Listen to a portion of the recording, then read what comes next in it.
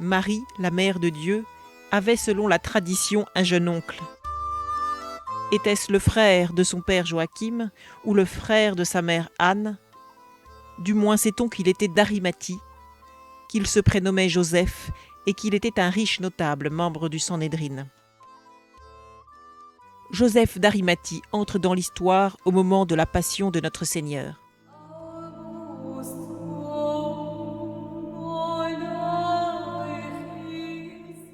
C'est lui qui réclame à Ponce Pilate le corps du Christ, et s'il peut le faire, c'est parce qu'il est un proche parent.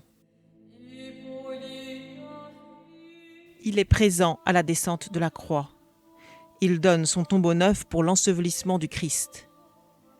Ce qui est important pour notre sujet, c'est que Joseph était dans le commerce de l'étain. Le commerce était florissant, tous les peuples bordant la Méditerranée sillonnaient la mer et les échanges avec les îles britanniques étaient nombreux. De nombreuses marchandises circulaient ainsi. Le commerce de l'étain était très important à l'époque, puisqu'en Gaule, il y avait une route de l'étain. Une tradition séculaire dans les îles britanniques fait venir Joseph en Grande-Bretagne. Elle le fait même accompagner par Jésus dans sa jeunesse lors d'un de ses voyages. Les mines d'étain ne sont plus aujourd'hui en activité, mais il y a quelques années encore, quand le métal était coulé, on entendait retentir « Joseph était dans le métier ». Les routes de l'étain lui étaient donc familières.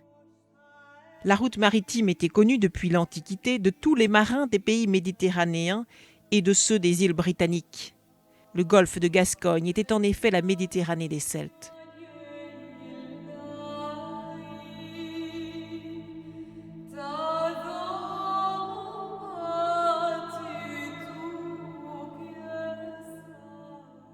À ces routes maritimes pouvaient être associées des routes terrestres. C'est cette dernière que Joseph dut emprunter lorsqu'il quitta la Judée en l'an 37 pour fuir avec ses compagnons la persécution contre les chrétiens. Arrivé dans un port provençal, Saint-Maximin se fixa à Arles, Trophime à Narbonne, Martial à Limoges. Saint Joseph, pour sa part, se dirigea vers la côte armoricaine et s'embarqua à l'embouchure du Yodet près de Lannion. Il fit voile avec ses compagnons vers les Cornouailles et débarqua à Marazion dans la baie du Mont-Saint-Michel près de Penzance. De nombreux villages ont des noms liés au judaïsme. Sing Alleluia, sing Alleluia, sing Alleluia, the heavens are true, sing Alleluia. C'est dans cette baie, à marée basse, que l'on chargeait le minerai sur les navires qui repartaient à marée haute.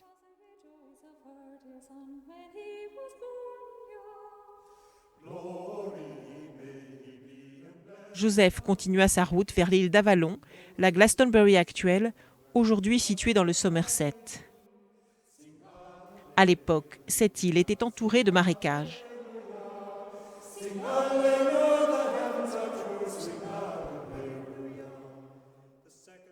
Les fouilles archéologiques ont permis de découvrir les restes d'une chapelle de cette époque. Et cet arbre est, selon une tradition immémoriale, le bâton de Joseph qui a pris racine. C'est un arbre de Judée qui fleurit en hiver et en été. Une autre tradition, attestée par le ménologe grec et les écrits coptes au 15 mars, fait venir saint Aristobule en Grande-Bretagne en 63.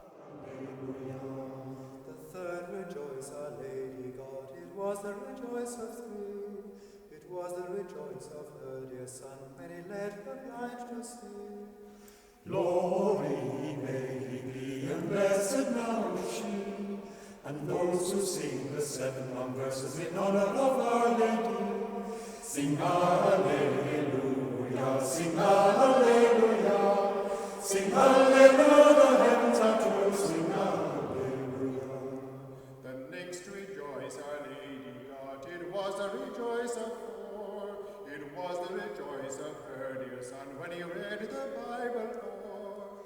Glory Ce sont les 2 apôtres fondateurs de l'Église celtique, le premier en l'an 37, soit 4 années après la résurrection, l'autre en 63. Ceci fait de l'Église celtique l'une des plus anciennes églises.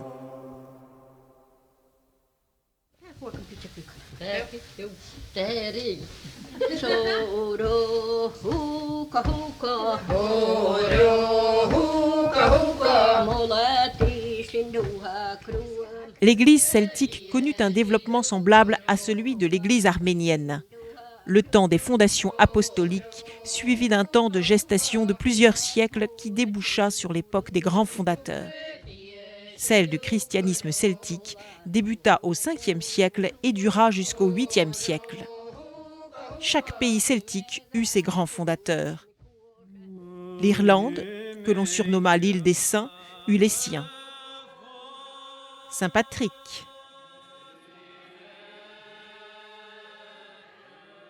Sainte Brigitte et tant d'autres.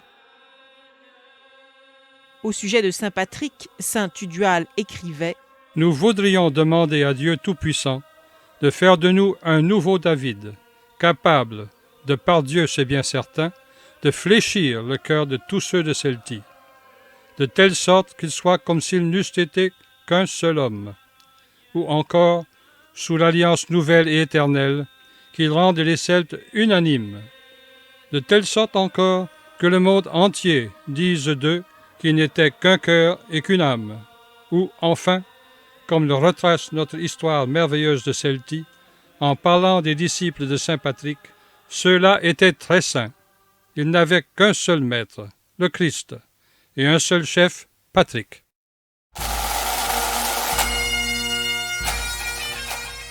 Pour le pays de Galles, il faut surtout retenir Saint David et Saint Iltude. L'école monastique de ce dernier fut une pépinière de grands saints, dont certains partirent pour la Bretagne, comme les saints Gildas de Rhuys et Brieux. Pour l'Écosse, nous trouvons principalement Saint Ninian, Saint Aidan, Colman et Cuthbert de Lindisfarne. Ce monastère, situé un peu en dessous de la frontière écossaise, fut le point de départ de missions en Écosse et dans toute l'Angleterre. Mais le plus grand apôtre de l'Écosse est saint Colomba, prince irlandais.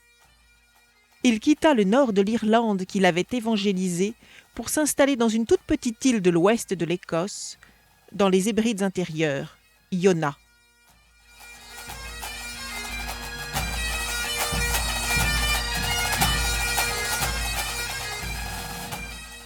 Ce fut de ce monastère que partirent les principales missions qui évangélisèrent l'Écosse.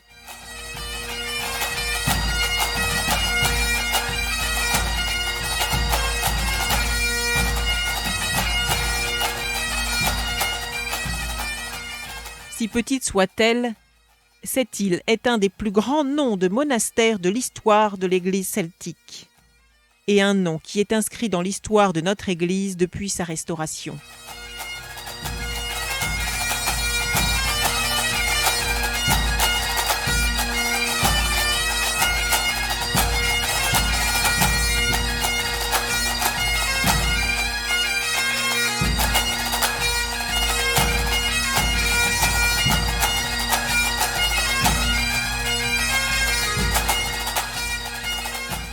Les Cornouailles, à cause des invasions, connurent beaucoup d'exils et de nombreux saints bretons en sont originaires, tels les saints Gwénolé, Méen, Mériadec. L'un des plus grands saints corniques est saint Pétroc. Enfin, la Bretagne. Il est difficile de choisir parmi les quelques 500 saints qui en firent une terre sacrée. Citons saint Samson de Dol, puisque monseigneur Maël est métropolite de Dol, pour l'éparchie de France. Sans oublier saint Gildas le Sage de Rhuys. Saint Malo, avec un de ses successeurs, saint Melvon, saint Corentin, saint Paul de Léon, saint Iltude et tant d'autres. Tous ces pays ont donné des milliers de saints. Il y eut aussi des milliers de pérégrins, ces moines qui partaient en exil sur le continent porter la bonne nouvelle. Ils vinrent en Gaule, dans tous les pays de l'Europe du Nord, tous les pays de langue germanique, l'Italie du Nord et l'Espagne du Nord.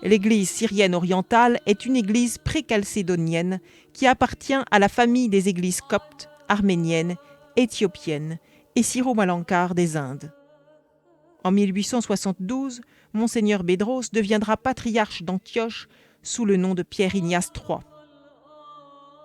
Il faut souligner l'ouverture exceptionnelle de cet évêque à l'œcuménisme. Il avait un siècle d'avance par rapport aux esprits de son temps.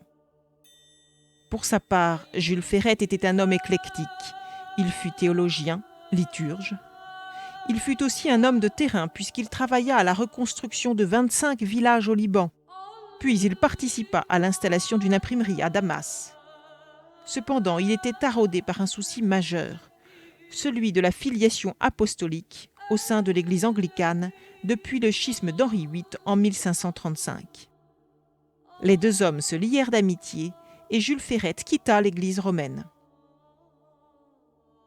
Au cours d'un long séjour chez Pierre l'Humble, celui-ci lui déclara « Si je vous ordonne, ce sera selon le credo de Nicée, sans rien d'autre, comme évêque indépendant, non assujetti aux lois de l'Église syrienne. »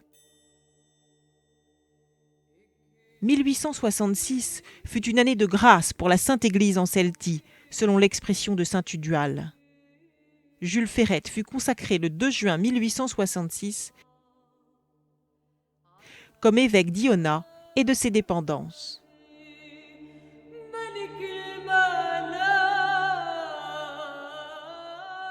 Il partit pour la Grande-Bretagne. Vers 1870, il rencontra un anglican, féru de l'histoire de l'Église celtique, le père Richard William Morgan, qui rentra dans l'orthodoxie. Il le consacra évêque sous le nom de Marpélage. Il fut le premier primat de l'Église celtique restaurée. Monseigneur Maël en est le 7e successeur et le 8e successeur donc de Jules Ferret. Au cours de cette restauration, mentionnons un saint important pour notre histoire, saint Grégoire de Parumala. C'était un métropolite de l'église syro-malankare. Cette église s'est développée dans l'ouest des Indes. Elle tire sa filiation apostolique de l'église syrienne ancienne, tout comme notre église restaurée. Saint Grégoire de Parumala fut co-consécrateur de Monseigneur Vilatte. En effet, il y a 2 lignées d'évêques qui sont issus du patriarcat syrien, l'une à travers Jules Ferret, l'autre par l'Église des Indes, et elles se rejoignent à la consécration de Mar Georgius, le 2e prédécesseur de Monseigneur Maël.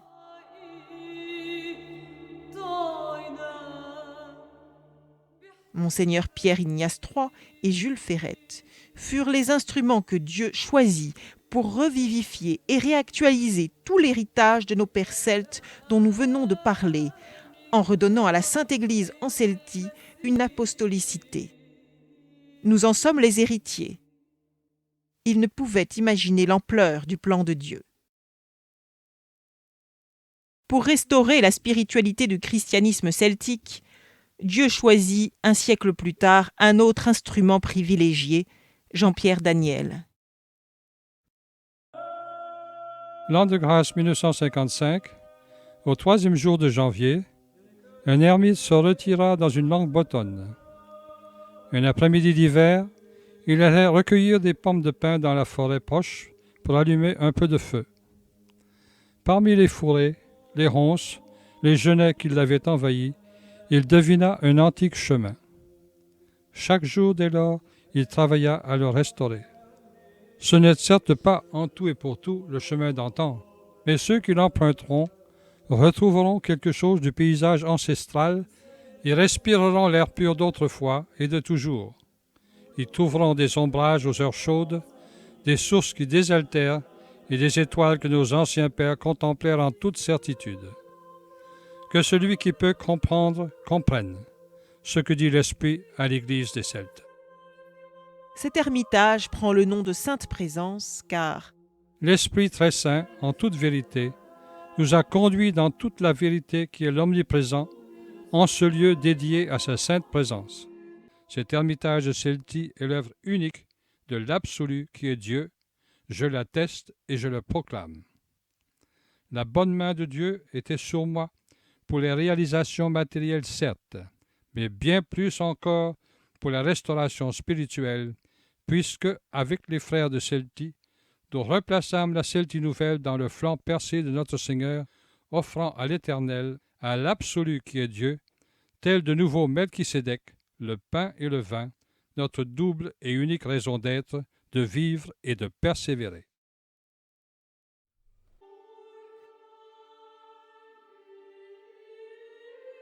Les épreuves des dernières années sont multiples. La divine providence, à travers toutes ses faiblesses, a voulu me fortifier l'âme, le corps et l'esprit, et il semblerait que je sois plus solide. Je ne le crois en rien, car je sais que le cœur fragile peut céder à tout instant.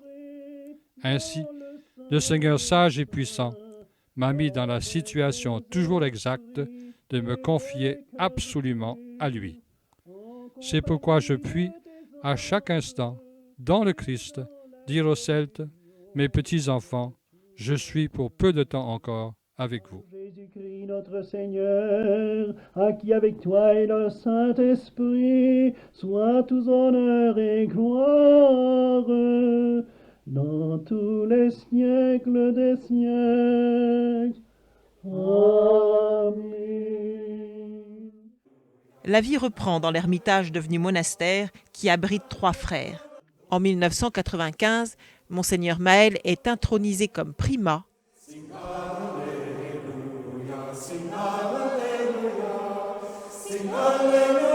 Il est ainsi le 8e successeur de Monseigneur Jules Ferrette.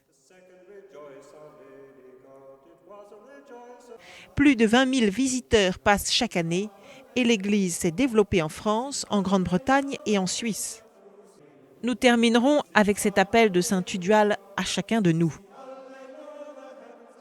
Dans le dur labeur de la restauration du christianisme celtique, cette race spirituelle dédiée au culte de l'absolu, lui seul, il s'agit pour le restaurateur et pour ses premiers collaborateurs d'accomplir des actions dont le souvenir est appelé à se transmettre d'âge en âge et de génération en génération. Mais, parmi cette suite et cette somme d'actions complétives, il n'y a qu'une action, en toute vérité, qui doivent parvenir aux générations futures de la Celtie spirituelle. C'est celle de l'acte pur de l'absolu, en eux, sur eux et par eux. Voilà où se situe l'action primordiale de la restauration de la Celtie chrétienne et spirituelle.